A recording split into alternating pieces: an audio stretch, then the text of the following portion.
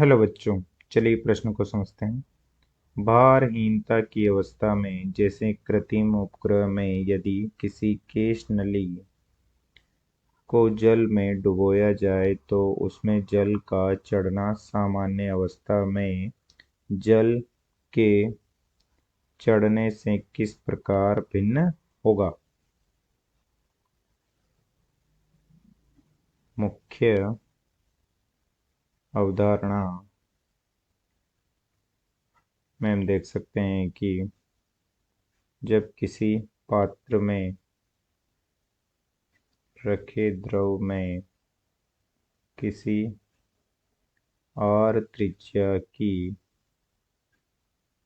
केश नली को जल से भरे पात्र में डुबोया जाता है तो माना कि जल का घनत्व d है, तो यह इसके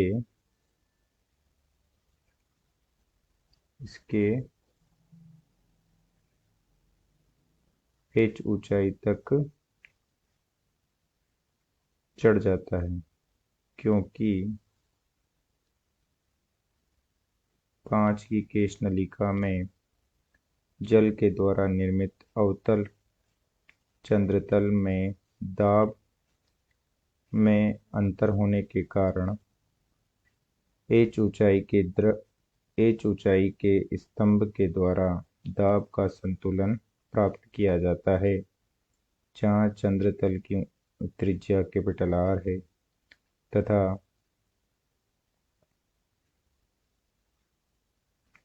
तथा केश नलिका की त्रिज्या r है।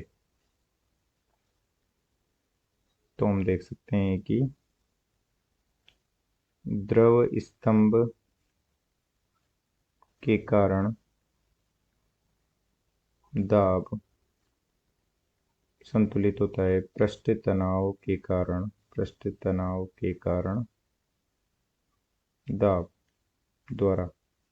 इसलिए h ऊंचाई hd गुणा गुरुत्वीय त्वरण g बराबर 2t/r, जहाँ r अवतल चंद्रतल की त्रिज्या है तथा R बराबर r/cos थीटा तथा r केश नली की त्रिज्या है। यहाँ से हम देख सकते हैं कि h बराबर हो जाएगा 2t/r/d गुणा g। अब चलिए प्रश्न को हल करते हैं। प्रश्न में दिया गया है कि भारहीनता की अवस्था अर्थात g बराबर 0। तो g बराबर 0 जब हम रखेंगे तो हमें h बराबर अनंत प्राप्त होगा, अर्थात केश नली की कुल लंबाई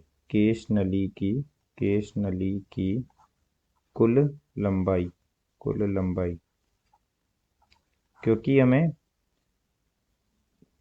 केश नली से अधिक लंबाई की तो ऊंचाई हो नहीं सकती, इसलिए h बराबर अनंत प्राप्त होने का मतलब है कि केश नली की कुल लंबाई के बराबर। अर्थात हम कह सकते हैं कि जब भारहीनता की अवस्था में हम किसी द्रव में केश नलिका को डुबोते हैं तो वह उस केश नलिका की संपूर्ण लंबाई में चढ़ जाता है, अर्थात संपूर्ण केश नली में द्रव चढ़ जाता है, जबकि सामान्य अवस्था में केवल h ऊंचाई तक ही द्रव चढ़ता है। अतः दिए गए प्रश्न का उत्तर हमने दे दिया है। आशा करते हैं आपको समझ में आया होगा। धन्यवाद।